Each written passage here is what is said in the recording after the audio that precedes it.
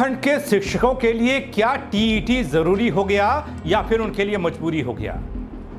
अब ये खबर है कि कोर्ट के फैसले पर पुनर्विचार याचिका दाखिल करने की शिक्षकों ने ठान ली है। उनका कहना है कि सभी के लिए टीईटी की अनिवार्यता ठीक नहीं है। पूरी खबर लेकर आया हूं दगड़ियों। क्या कोई शिक्षक जो नाराज दिख रहे थे, कोर्ट शिक्षकों की सुनवाई करेगा फिर से? क्या फैसला कुछ इस तरीके से होगा जिससे शिक्षकों को राहत मिले या फिर नहीं? और भी कई सवाल हो सकते हैं, उसके बारे में भी बात करूंगा। नमस्कार, पहला मैं पंकज रौतेला, आप देख रहे हैं उत्तराखंड न्यूज। दोस्तों, उत्तराखंड में शिक्षक भर्ती की बुनियाद में एक बड़ा बवाल खड़ा होता दिखाई दिया। शिक्षक वर्ग टीईटी की अनिवार्यता को लेकर सुप्रीम कोर्ट में पुनर्विचार याचिका दायर करने का ऐलान कर चुका है। कहना है कि हर किसी के लिए टीईटी अनिवार्य करना उचित नहीं है, क्योंकि इससे कई अयोग्य अभ्यर्थियों का भविष्य दांव पर लग सकता है। अयोग्य, अब अयोग्य का तो लगेगा ही लगेगा, इसीलिए तो टीईटी परीक्षा का प्रावधान लाया गया। लेकिन शिक्षक कहते हैं कि जो योग्य हैं उनके ऊपर भी खतरा मंडरा रहा है इस टीईटी की वजह से। क्या यह व्यवस्था शिक्षा की गुणवत्ता बढ़ाने में मदद करेगी या फिर काबिल उम्मीदवारों के सपनों को तोड़ देगी? सवाल ये हो रहे हैं आज मैं आपको बताऊंगा कि इस विवाद के दोनों पहलू और जानने की कोशिश होगी कि आखिर शिक्षक वर्ग क्यों खड़ा कर रहा है एक विरोध का पिलर। तो उत्तराखंड में टीईटी अनिवार्यता पर बात करने जा रहा हूं, शिक्षक संगठनों का विरोध बताने जा रहा हूं। सुप्रीम कोर्ट के फैसले के खिलाफ पुनर्विचार याचिका की तैयारी है दोस्तों। बस आपसे गुजारिश यह है कि आप अंत तक इस वीडियो में मेरे साथ बने रहें, क्योंकि एक पीड़ा में हैं शिक्षक भी जो दशकों बिता चुके हैं टीचिंग में, उनको अब टेस्ट देना पड़ेगा। दोस्तों, शिक्षकों के लिए शिक्षक पात्रता परीक्षा यानी कि टीईटी की अनिवार्यता करने के सुप्रीम कोर्ट के हालिया फैसले ने उत्तराखंड के शिक्षक वर्ग में भारी नाराजगी पैदा कर दी है। इस फैसले के खिलाफ All India Federation of Teachers Organization ने पुनर्विचार याचिका दाखिल करने का फैसला ले लिया है। संगठन का कहना है कि यह फैसला लाखों अनुभवी और वरिष्ठ शिक्षकों के भविष्य को प्रभावित करने वाला है, जिस पर पहले से ही बात हो रही है।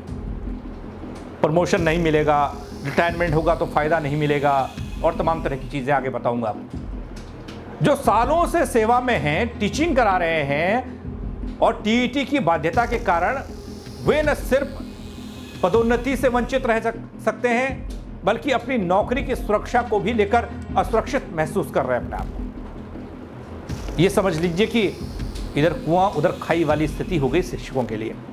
दोस्तों, यह आपको बता दूं कि टीईटी अनिवार्यता पर सुप्रीम कोर्ट का फैसला क्या है वो समझना होगा, थोड़ा गौर कीजिएगा।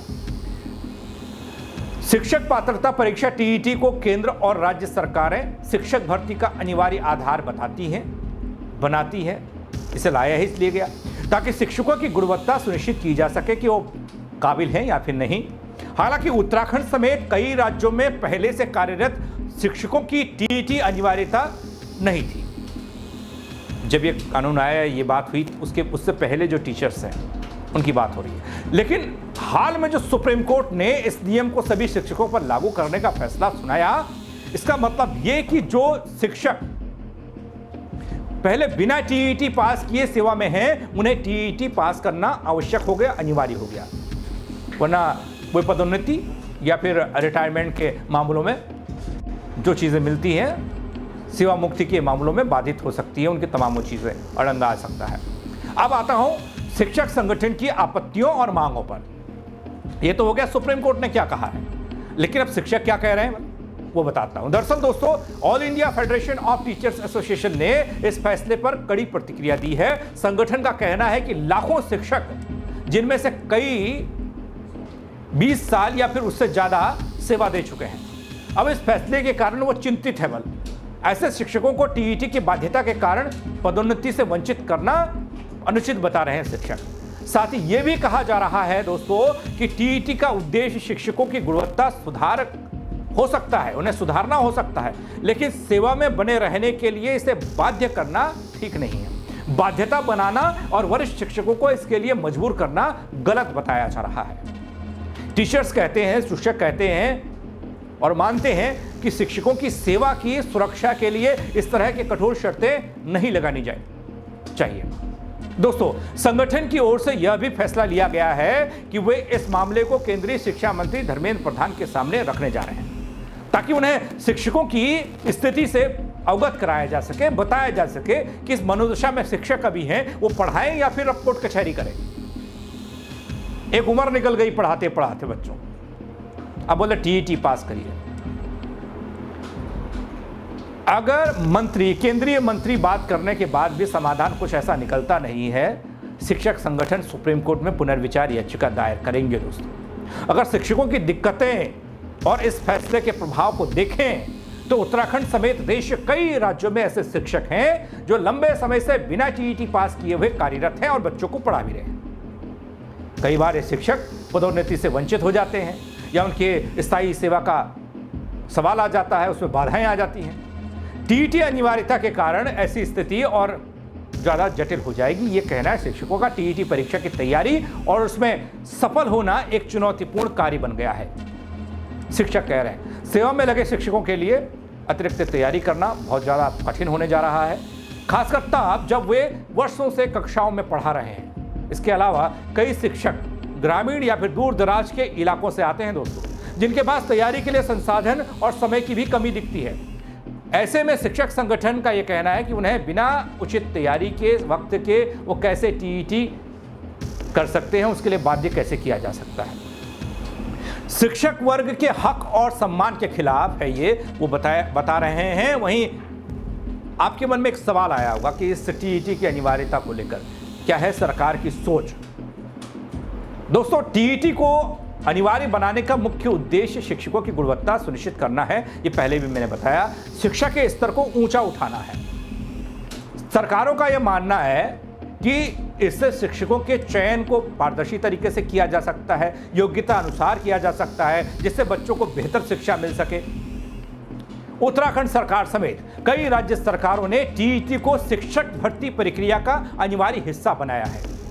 हालांकि सेवा में पहले से लगे शिक्षकों के लिए इस नीति को लागू करने को लेकर विवाद बना हुआ है। शिक्षक संगठन द्वारा सुप्रीम कोर्ट में पुनर्विचार याचिका दायर करने की योजना इस बात की ओर इशारा करती है कि शिक्षक वर्ग पूरी तरह से इस फैसले से असंतुष्ट है।